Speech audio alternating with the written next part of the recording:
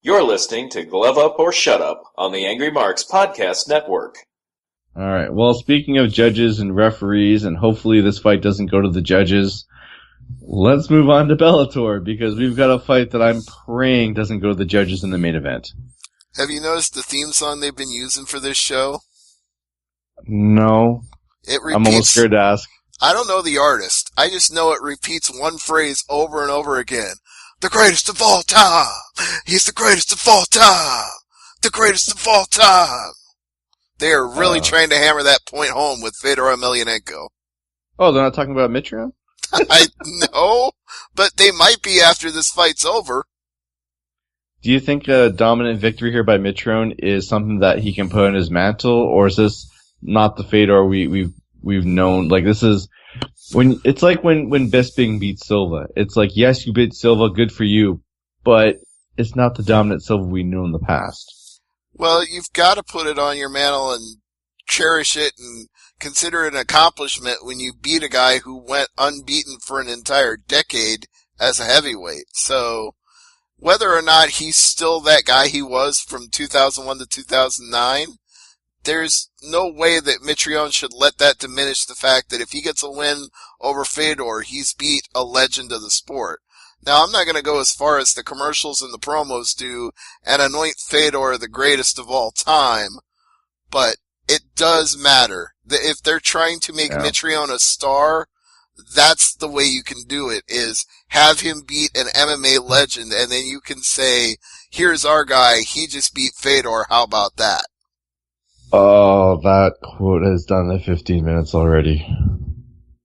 For those who haven't seen it, don't look it up. You have better things to do with your time. Let's say Fedor wins decisively. Let's flip the script here. Fedor beats Mitrione. It's a different class fighter here. I mean, the dominant Fedor we knew in the past would do circles around Mitrione. Well, if this was the Fedor of the 2000s, maybe, but this Fedor has, in very, very recent past, had a very bad fight that he should have lost against Fabio freaking Maldonado. That was the same weekend of the UFC show here in Ottawa. Right. And quite frankly, having watched that fight, Fabio Maldonado won that fight, or at the very least, it should have been stopped in the first round, because he creamed Fedor. The fact that Fedor pulled a majority decision out of his ass, and that one of the judges ultimately resigned over that, tells you that that's not right.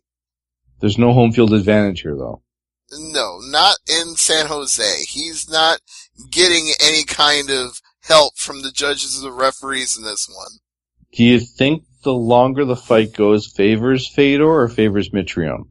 I think a quick fight favors Mitrione. I don't think he wants to go to the second or third round. Not that he didn't prove himself capable in the second round with Ollie Thompson, but Ollie Thompson, by his own admission, and you can check my interview on MMA Mania, it's up right now, Ollie admitted that he didn't have everything he needed to in that fight because he got it on 2 weeks' notice and didn't have enough of a training camp to go 3 rounds with Mitrione. So, in his view, that's more a failure on his part to not be fully prepared and not Mitrione just severely outclassing him. But I will say this for Mitrione, and this is why I'm picking him for this fight.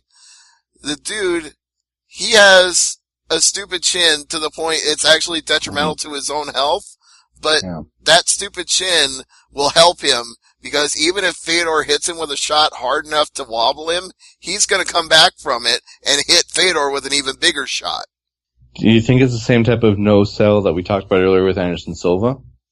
No, there's not no-selling in Mitrione's case, because when Sam Onatafa caught him, he was not no-selling that. He went down from that shot, but he recovered from it and was able to get the win in the end. And some people have already made memes. Let's just say the theme is Fedor's sweater. It's the most random, like, Bill Cosby type sweater you'll ever see, and it's like, people are making memes of it. It's pretty hilarious. Yeah, it's the one he wore when he came out for the announcement of the fight. It's still funny. Mm-hmm. Not gonna lie. I'm looking forward to this fight. More morbid curiosity than anything else. But But we'll see what happens on Saturday. You know, every fighter that I've talked to about this card has all said the same thing. They're honored to be on a card with Fedor. That's why it's a big deal. Whether you think Fedor is still the fighter that he was when he was the last emperor, when he was the Pride Heavyweight Champion, it doesn't even matter. The other fighters respect what Fedor did and what he accomplished and what his name is, and they are just glad to be sharing the same arena with him on the same night. So, oh, he's a Hall of Fame fighter for sure. Right. So it is a big deal for these fighters, and for the fans who come to the Shark Tank to watch this show, it'll be a big deal to them too. Fedor will turn out a crowd. Now let's talk about the real main event here. Josh Thompson against Pitbull Ferrari.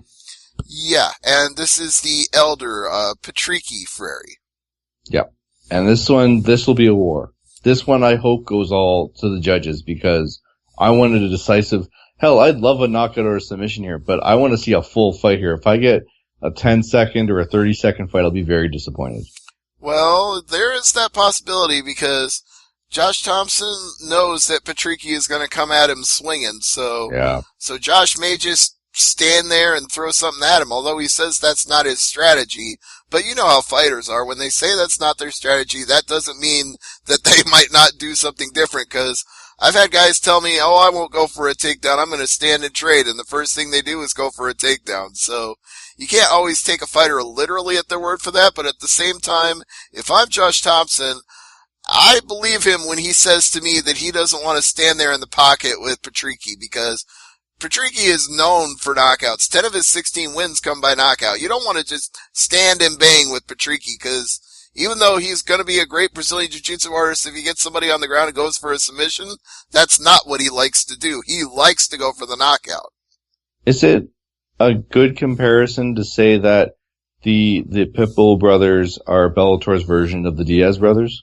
Well, when I interview Patricio or Patricky, I always refer to them as the cornerstone of Bellator. So if that's your comparison to the Diaz brothers, then that's fair. That's fine.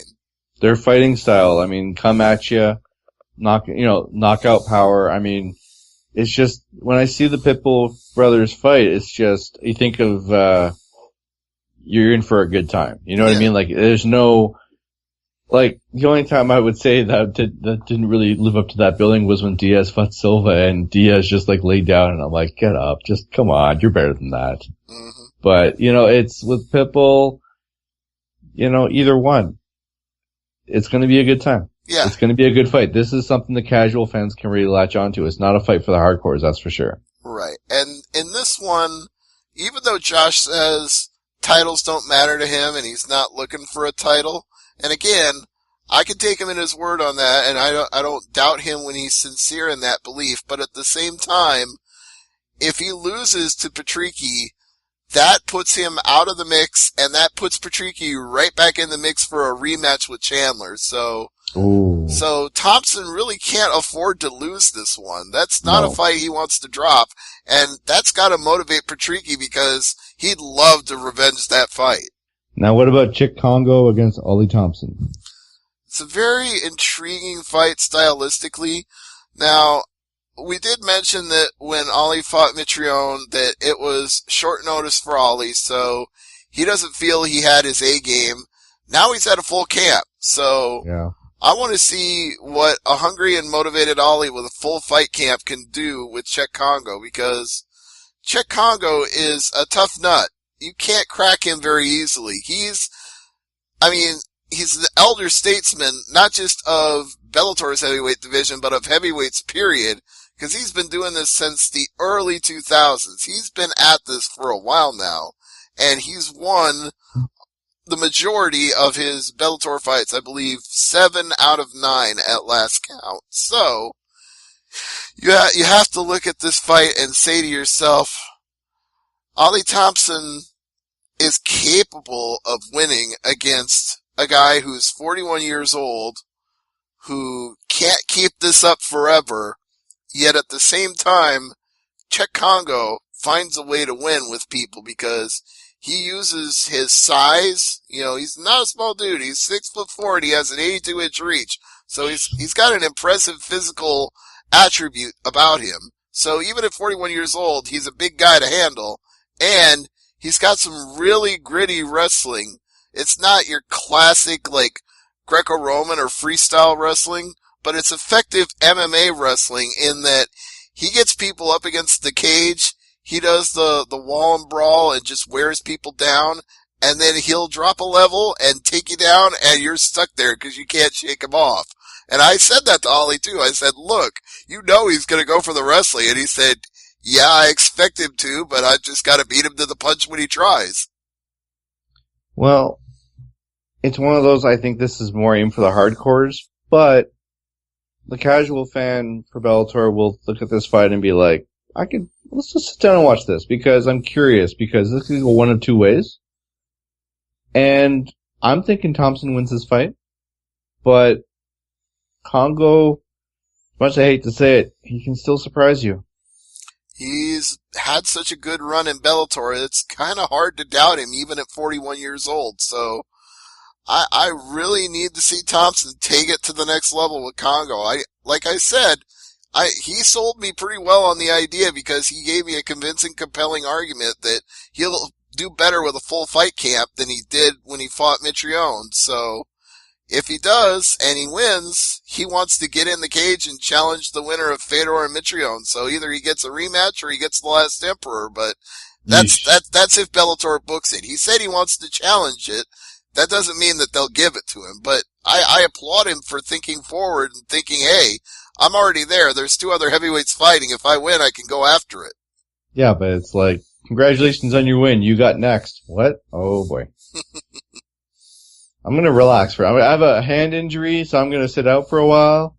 All right, let's move on to Mauricio Alonso against Josh Koscheck. Yeah, this was a short notice addition to the card. They were originally supposed to have a lightweight fight between Adam Piccolotti and Brett Primus, I think, was the original fight. Yep. And there was some sort of medical issue or injury that caused the fight to be canceled, so they gave Koscheck a call and said, hey, look, we'll give you a winnable fight. We'll give you this Mauricio Alonso dude. What do you say? Can you make the call on short notice and show up for us in San Jose in front of what'll probably be a very friendly crowd for an AKA fighter? And he's like, yeah, I think I can do that because I'm fighting a guy that's 12-7. You know, I'm 17-10. I'm better than this guy. I can handle that. Now, Alonso, it's the definition of house money here. Yeah, he's literally got nothing to lose. He's your Ozdemir of the card. He's the Luke Harper of this fight, of this card. Yes, got nothing to lose. He can go out there and go for broke, and Koscheck's the one with everything to lose because he's got the name and he hasn't fought in a few years, and people are going to expect him to do well. Exactly. Now, is there anything on the prelims that catches your eye here, or should we move on to the show in Halifax? There's a couple of interesting fights on the prelims. I'd say JJ Okanovich and Paradis Vaja. I would expect Okanovich to win that, so I'd want to be paying attention to that fight because he's a potential up-and-comer. And a Strikeforce veteran and a longtime fighter, James Terry, is fighting David Douglas on the prelims, so that might be something to keep your eye on as well. Yeah, I was looking at the Terry Douglas fight as well, actually. Mm-hmm. Yeah, I would say there's a few fights on there to keep your eye on. You're listening to Glove Up or Shut Up on the Angry Marks Podcast Network.